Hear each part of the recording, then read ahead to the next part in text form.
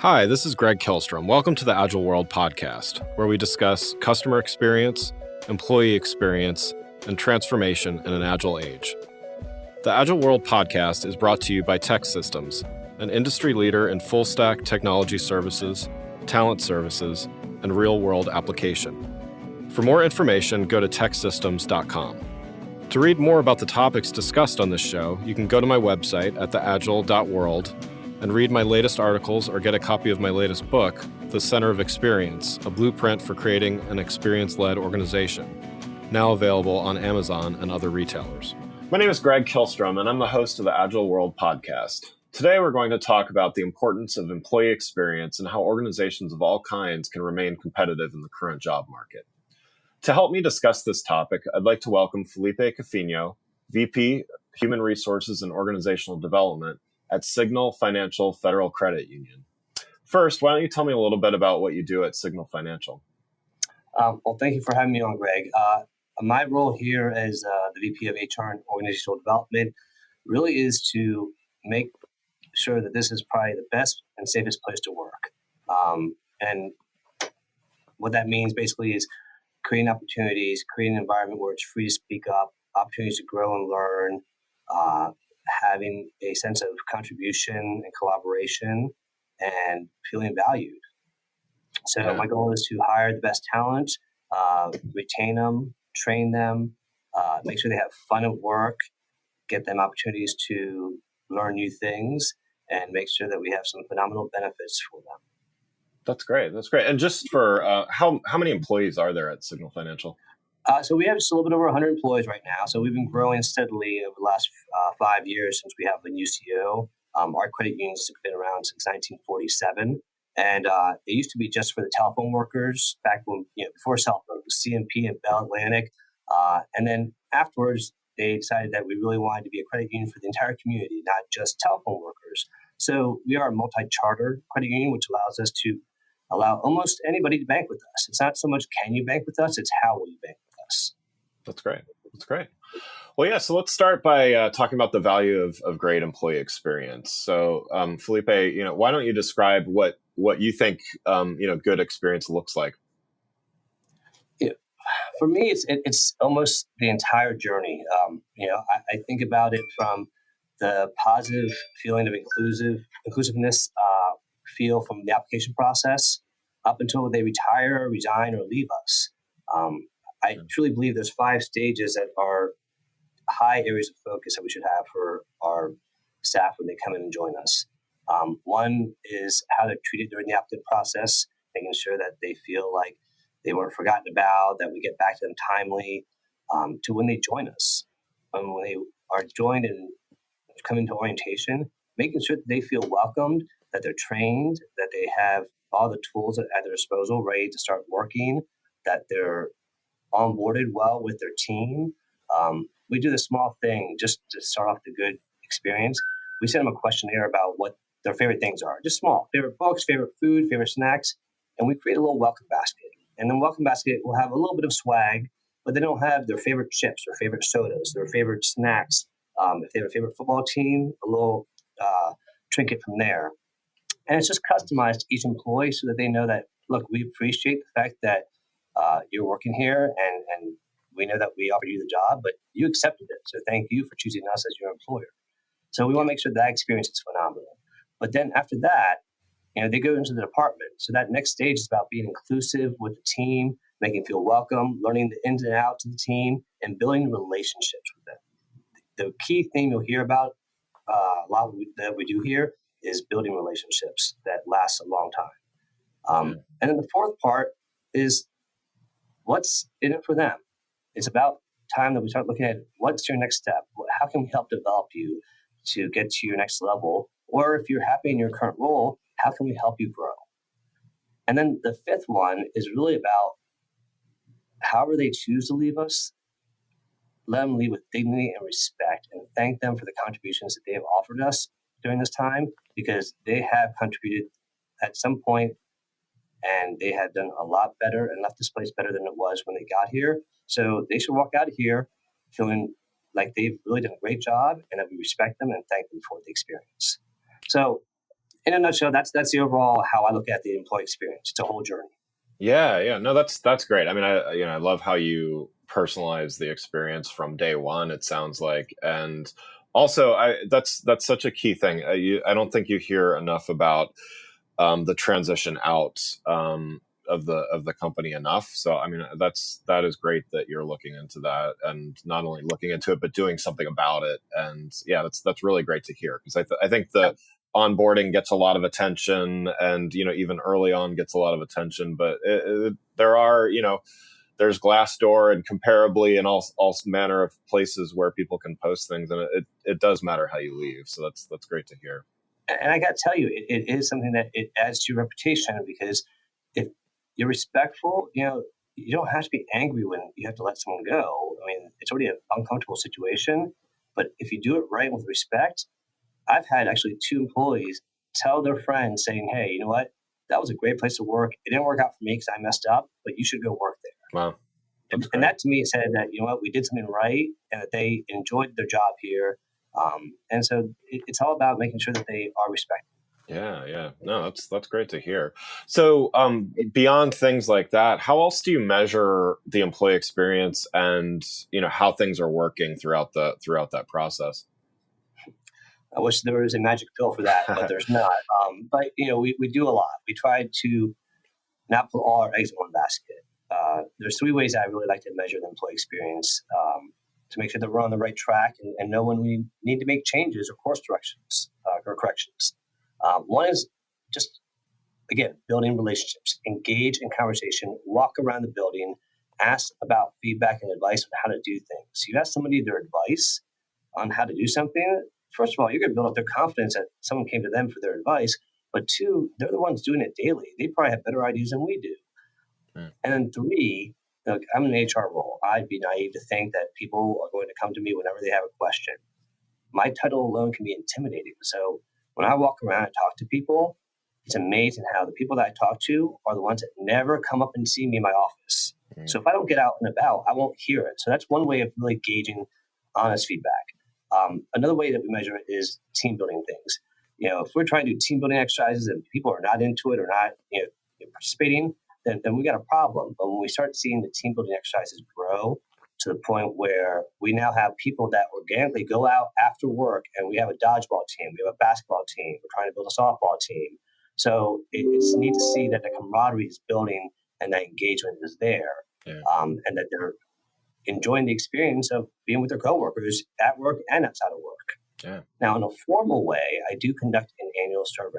I was trained by Gallup a long time ago with their Gallup Q12, and I've always found that to be such a great effective survey, mainly because of the action planning that's done after the fact. Everyone does surveys, you get results, and most people will assume what they think the survey says. But with this Gallup Q12 plan, the action planning that you do afterwards, the teams tell you what they want to do to improve their areas and improve the company. Yeah. And they create up with their own plans, and they're their plans that they manage throughout the year. And 9 out of 10 times, they not only do they do them well and do it with a lot of pride. But in addition to that, we also get the feedback of really getting an idea of how the company is feeling and where our issues are. And I'll be very transparent. Last year, we had the number one issue was communication, effective communication from senior leadership. Yeah. And I share that, because I want to be transparent, but it was something that not only did our entire credit union mark that as one of the higher ones, the senior leadership marked it as well. Yeah. So we were able to focus this past year about enhancing communication, realizing it's not just sending out an email, it's going out and talking to people, it's going out and doing it digitally, using different venues and tools to make sure the word's getting out. But the most important one was talking to them and getting that feedback. So through these surveys, we had areas that we could focus on, and then the action plans helped come up with solutions to those areas that needed improvements. Yeah. And then lastly, we conduct what we call signal talks. Once a month, we invite a group of employees or managers to come in and have lunch with our CEO, and a chance for him just to talk about whatever they want, what's going good, what's going bad, what would you like to see better. And our CEO is probably one of the most approachable CEOs I've had the privilege to work for. He is funny, sarcastic, brilliant, innovative, and a doer. And that's a lot to have in one person, but he does it pretty damn well. That's great. And he is somebody that people will walk in his office and sit down and just talk about his vacation or their vacation with him. So that open dialogue provides another opportunity to build relationships and get information. Yeah, no, that's great. And I think, for the engagement survey comment, I think it's so great to hear that. I think the common complaint, and this is about engagement surveys in general, not even one in particular, is a lot of employees they take the time to fill it out and then nothing happens. They feel like it kind of goes in a black hole somewhere, and so it makes an employee what is intended to be something that is meant to understand employees better ends up actually unmotivating them and making them feel like their opinion is not as valuable in at the end of all things. So that's great that you're not only are you doing that and you have this baseline that you're measuring year over year, but you're also actually doing things and putting plans in place. That's so good to hear. And personally, it was a big pet peeve of mine when I was younger, and we would take surveys, and I'll never forget, we took a survey and it said we needed better tools to do our job.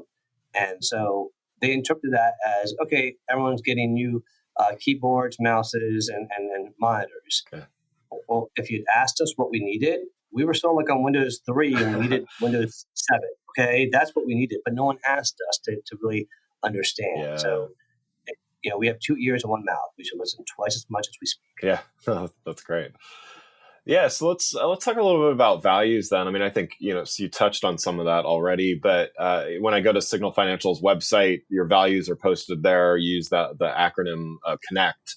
How do you make that real for employees? I think you touched on a few things, but how do you make it real for them day to day? Well, let me tell you what the Connect stands for, the acronym, and then I'll tell you briefly about how we make it, how we live it. So, Connect stands, it's for being connected, outstanding, needs-based, non-negotiable accountability, educated, committed, and trusted. And so the way that we practice that is I have a thing that I like to say, we have an A through Z culture. It's from accountability all the way to zero-based fear. Nice. I don't want to pay people to worry. I don't want to pay people to be afraid of losing their jobs. If we are holding people accountable, they know exactly where they are. So, and in between A to Z, there's everything else from development to coaching to opportunities. I mean, so I can go through the whole alphabet, but it really is an A through Z process. Secondly, building relationships. I keep on repeating myself about that, but I can't stress enough the importance of if you build relationships with people, you get to understand them. And when things go wrong, you're a lot more likely to be able to help them in a way that you couldn't if you didn't understand them better. Yeah. Thirdly, celebrate successes. Oh my gosh, we are connected. We are human beings. We've got it. We hear all about the negatives every day. We've got to celebrate the successes and balance it out. Yeah. The other part is the importance of focusing on family and culture. Again, our CEO, he puts a lot of value on that. The culture is important because he wants culture to be the best for the employees and for our members. But the focus on family, when there's a family issue, that comes first. Yeah. And that's something that I think is such a huge message. I always tell people, if something happened to one of us today, it would be horrible. But unfortunately, the company would repost our position. Our family is not going to repost a new husband, a new child, a new wife, a new mother. It doesn't work that way. So families got to take priority sometimes because sometimes work takes priority. Yeah. So there's got to be that balance and that focus on that. The next part, I'd say sincere service, hospitable inclusiveness. We are so focused on service with our members, and that's great. And I love that all financial institutions do that. One of my biggest pet peeves when people say they have relationship bankers. You know what? If you're doing a cross-sell list, and you're checking off things just to check off the lists that say you did it at the end of the day, you know what? That's not building relationships. That's just being a doer. Yeah. What we do is we try to really build those relationships. And what blew my mind is I came from the hospitality industry. And I was there for 23 years. When I came into the banking field, it blew my mind that we treated people better in the hotel industry than we did in the banking industry. And I felt like saying, we have more of their money in the bank. We should be rolling out the red carpet for these customers and members. Yeah. So through a lot of stuff that we've implemented here about the importance of service, we've sprinkled a little bit of hospitality in there too. That's great. And then the inclusiveness, making sure everyone feels included. The last part I would say is being consistently accountable. People think accountability is a negative. No, because at the end of the day, if you're doing your job and the person next to you is not doing the job and they get paid and get the same increase as you, it's going to demotivate you. Accountability is good as long as it's done correct, consistently, and respectfully. Yeah. And then I'd say ongoing career development is always a plus and a must. You have to provide people that opportunity to grow. And if you do commit to that, follow through with those commitments, because if not, you lose the trust. And that trust can't be taken for granted. We can't manage by fear. We have to empower people and trust them. Yeah, yeah. That's great. And so, to differentiate yourself in the talent market, I mean, it's a super competitive field. There's a lot of large companies that have moved into the area recently. That I'm sure there's more on the way. How does an organization like Signal Financial differentiate itself to get that great talent? I mean, once they're there, it sounds like you have some great programs to keep and retain. But how do you put yourself out there in the market to really get great talent in the first place? Well, I think part of it is the community efforts that we do. We are so involved with the community. One of my favorite things that I did a post about this. I went to my CEO last Christmas, not this past one, but back in 2018, and I said I wanted to set up a group of people to go feed the homeless shelter. Yeah. And he's like, "Why? That's stupid." And I'm like, "Okay, Scrooge, what's wrong with you?" And he's like, "No, people do it just for show during the holidays. If we're going to do it, we're going to do it every month of the year." Nice. And I'm like, whoa, okay. So I'm pleased to say that it's been over a year and 2 months, and we've done it every month with Shepherd's Table, this place here in Silver Spring, Maryland. And we have volunteers, at least 10 to 12 people, and every month it's a different group of employees. That's great. So we've had almost all our employees go over there at one point. That's just one example. Yeah. We do a great thing with our branches. Our branches reach out in City Center to a local art school, and they partner with a local art school, and we will highlight their artwork every month. And we do a free art show for them the first Thursday of every month. And then they invite friends, family, whoever, and if any art sells, they make all the money. We don't make anything. But because they're a member, they use our space for free, and we're there serving beer and wine for them. They're eating cheese and crackers and looking at the artwork, and we do a little presentation. And the artwork stays up all month long for people to enjoy. That's great. And then we rotate it every month. And we do that with book signings. We do that with we did a fashion show a few months ago. So if you're a member, you can use our space. So it's showing the value of the community. As far as the getting an inside look to our employee culture, there's three things I think that really lets you in. One, you mentioned it earlier, Glassdoor. You cannot lie about that. It is what it is. You can't change it. People are going to say good, bad, and ugly, and it stays there. So if you want to really understand an honest review, go to Glassdoor. Two, LinkedIn. I've really done a lot with LinkedIn to promote and post all the activities and engagement, everything from whether we're doing a wellness fair to us playing dodgeball. There's one of me getting hit in the face with the ball. There's everything to having employee picnics, to our employee party that we did that was a masquerade 1920s flappers theme. And we had murder mystery involved. So showing how much fun we have. Yeah, we work hard, but we play hard. So I promote all that on LinkedIn and show that. And then the last thing I do to really give people an insight to why they want to work here, I have this for all the branches and for our call center. I haven't done it for every department, but I started creating a video job posting. And the video job posting basically allows you to get a view of where you would work, who you'd work with, and you get to hear from them before you even apply. Nice. Most people don't get to see that until after they've already accepted a job. So I do a video, and it gives you a view of the branch. The employees talk a little bit about themselves or about the branch. And it's a short video, but it's a video job posting that allows you to see what the culture is like, what it feels like before you even decide to apply. That's really cool. So again, we lead by example, and the employees are empowered to be innovative. We had one quick story about an employee who had an idea about bringing younger people into the branch. He wanted to bring in a ping pong table and encourage people to play ping pong while they're waiting for the bus stop that was outside our branch. We bought a ping pong table. They did a tournament.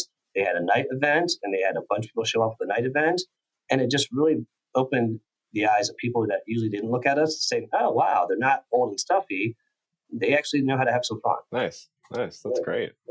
Yeah. So let's switch gears a little bit. Although I think the video example was a great idea. Using technology, but let's talk a little bit more about technology and employee experience. So, how would you describe technology's role in making a better employee experience? Well, one, I think nowadays anything that we do to improve the environment is always positive. Um, I think it's something that a lot of the employees are very passionate about, especially the younger generations nowadays. So going paperless has been a big avenue. Our HR team is completely paperless right now. We're trying to get the entire credit union paperless. Another way that we do is training. A lot of people are like, okay, classroom training, web training, online training. Well, yeah, we do all that and we do it well. Don't get me wrong. And I'm very proud of what we've accomplished with that. Yeah. What we've added technology wise to reinforce it is gamification. So we partnered with a vendor called One Huddle to do gamification training. But we basically, any training class that we do, we send to them, they'll create a game out of it, and our employees play it on their phones or tablets or on their desktops. And it gets them into a friendly competition, but it also gets them to learn the information. We had one as simple as one for our new credit card promotion we have a credit card promotion right now. It's 5% cash back on household goods, 2% cash back on everything else. I sit there and play the game, and then felt like I could get a better score. So I played it again to get a better score. Well, by the time I played it the third time, I knew everything I needed to know about that credit card. Nice. And it was amazing how I had fun doing it. So that's another plus there. The other things I think are more typical of what you see, remote laptops for working from home. We have a lot of great work from home programs for our employees. We use Microsoft Teams for collaboration, which has been a huge thing.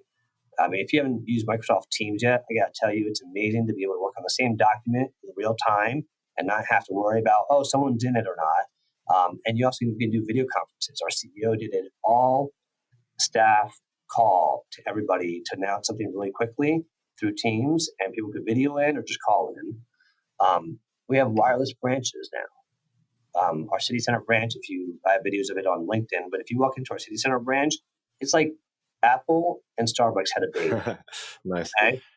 You walk in there, we serve you free coffee, cappuccinos, lattes, macchiatos, members or non-members. We offer you state-of-the-art ATM, but if you want full service, we will take care of you, but there's no teller line. There's no barrier. We sit down with you. We have a cup of coffee with you. We build relationship with you, and we have state-of-the-art transactional machines. They're called TCRs, where we get the money out. So if someone wants to come in for a cup of coffee, for a withdrawal of $100, we say, great, have a seat. We take a cup of coffee. They get the coffee. We say, we'll be right back. And we come back with their money on a tray and receipt, and we sit down and chat with them. That's great. While they finish their coffee. Now, if they're checking their email, we leave them alone and let them have their own time. But if they want to engage in a conversation, we sit down and chat with them. And when they're ready to go, we escort them out. We walk them out. And as we're walking them out, we talk about what their plans are for the holidays to really build that relationship. So all that technology with the iPads and everything allows us the flexibility to sit down and be more of a relationship building type of personality versus just a salesperson. Yeah, that's great. I mean, that's really technology enabling more personal connection as opposed to kind of getting in the way or removing the personal connection. That's great. Are there any other? Now, one other thing I want to add is that this is the part where I might geek out a little bit about this, because we have the first of its kind signal truck coming. It's not a mobile branch per se. It's an engagement tool that we will use at concerts, at football games, baseball games. We'll go to farmers markets. We'll go to colleges and universities. And what it is when you walk up to it, it's got a Jumbotron screen on top where you can do movie nights or we can promote our commercials. There's a touchscreen TV on the side that you can do interactive games. There's a state-of-the-art ATM. But when you walk inside, we'll have a little desk area to your right, but to your left, there'll be a green screen with an AI interactive game show. And when you come in there, you create a fun game show about finances. You get an avatar at the end with some financial tips, and it just gets people involved with it with a little bit of AI and a little bit of excitement. And it's got so much technology involved into it that you feel like you're engrossed into the game because it's a green screen. Very cool. So that's something that's coming out that we'll be driving around, and it's fun, it's innovative, it's got technology that's top notch, and it's really the first of its kind in this area. So I think people seeing that will see that, hey, we're growing, we're moving forward, and we're trying to be innovative. Yeah. No, that's great. So let's talk about the relationship between employee and customer experience then. I mean, you certainly touched on that with how the branches are evolving and stuff. But, with credit unions, for those that are less familiar, customers are members and, so as opposed to like shareholders and customers, how does that alone, affect the approach that you take with customer experience? So, and again, I'm going to say relationships again because it comes down to, we all have go-to people. If you think about yourself, you probably have a go-to person when you get your haircut, a go-to person for your car, go-to person for your doctors. Ladies have go-to people for their nails, whatever it is, because we trust them. Yeah.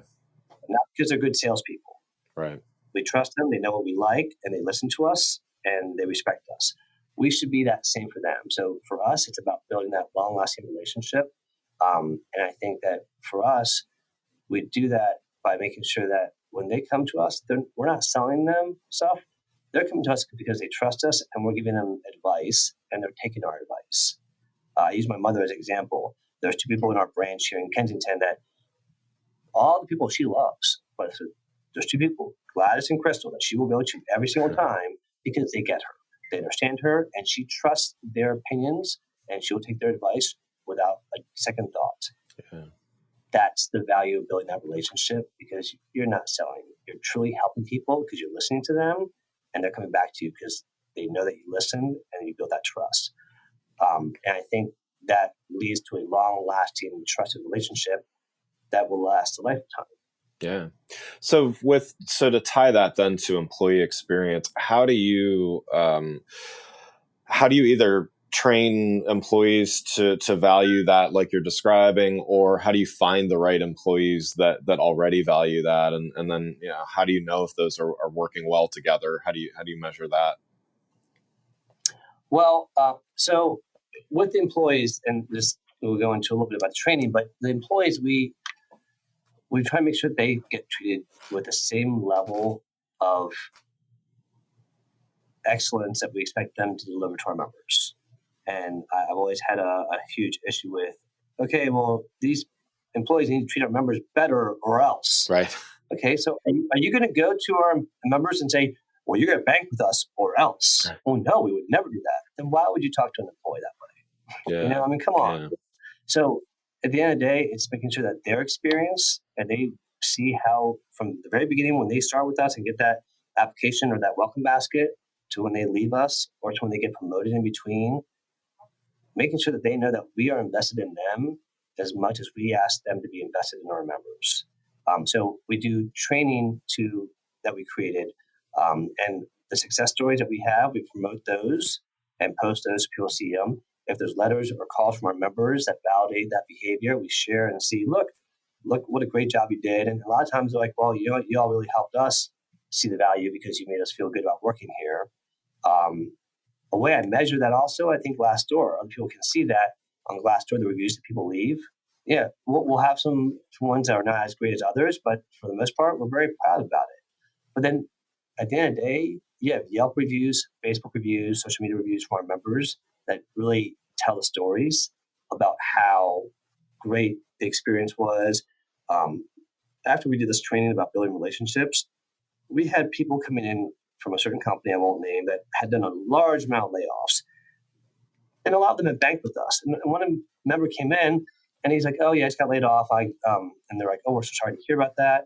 And the employee really started just talking to them about asking if they were okay. And he goes, yeah, I'm fine. I'm just going to deposit a little bit of this severance package or pay that I have here and the rest at my other bank.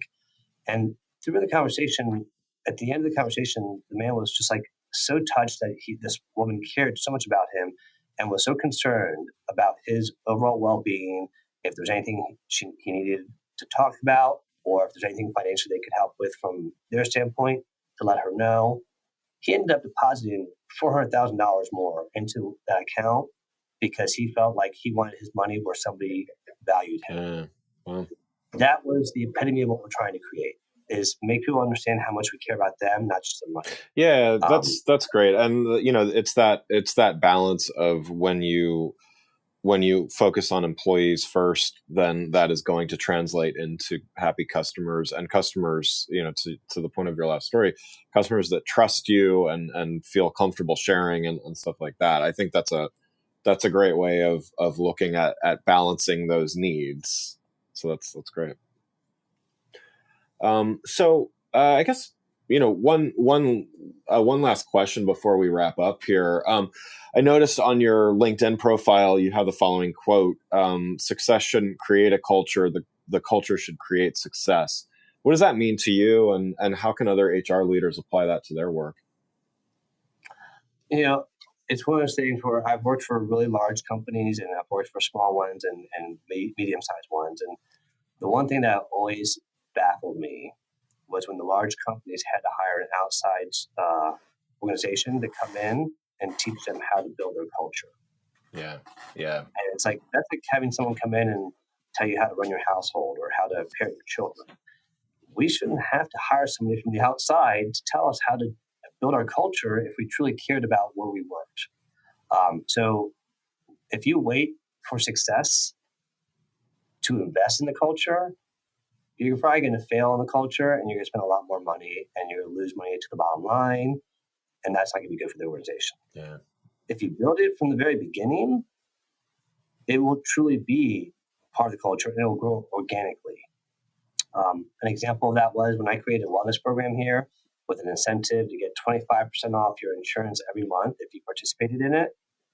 And we started doing it. Well, everyone got really engaged with it. But our whole second floor, our call center, started getting up every hour on the hour, walking and using stretchy bands because they heard that sitting's the new smoking. Yeah. So they were like, well, we're going to be healthier. And it wasn't anything that we asked them to do. They just did it themselves.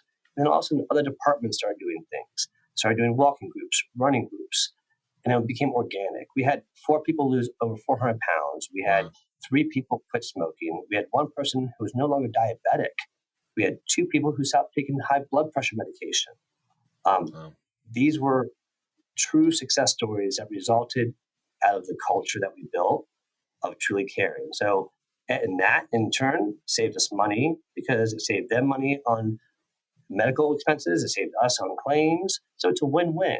But that's just one example. So it doesn't matter if it's about the culture with caring about people's families, caring about their work, caring about their development, caring about the growth of the company, or even accountability. Again, accountability is part of culture. And so as long as you can balance that out, you will be successful. So I think if you create that good culture in the very early stages, that will lead to phenomenal success. Your reputation success, your credibility, your word of mouth, and it will just grow. That's great. Yeah, absolutely. Well, Felipe, thanks so much for joining the show. For those listening, what's the best way for them to keep up with what you're doing? I'm probably the most active on LinkedIn at Felipe Cofiño, so you can follow me on there anytime. I probably have most of my content out there right now. I'm looking at YouTube in the future, but right now it's mostly on LinkedIn. Great. Well, thanks again. I'd like to thank Felipe Cofiño, VP of Human Resources and Organizational Development at Signal Financial Federal Credit Union, for joining the show. To learn more about both customer and employee experience, I recommend you go to my website at gregkillstrom.com and make sure to check out my latest book, The Center of Experience. More information is available on my website or wherever the book is available, like Amazon. Thanks for listening to The Agile World with Greg Killstrom. See you next week. Thanks again for listening to the Agile World podcast, brought to you by Tech Systems. I'm your host, Greg Killstrom. You can learn more and get a copy of my latest book, The Center of Experience, from my website at theagile.world or on Amazon or other retailers. Until next week, stay agile.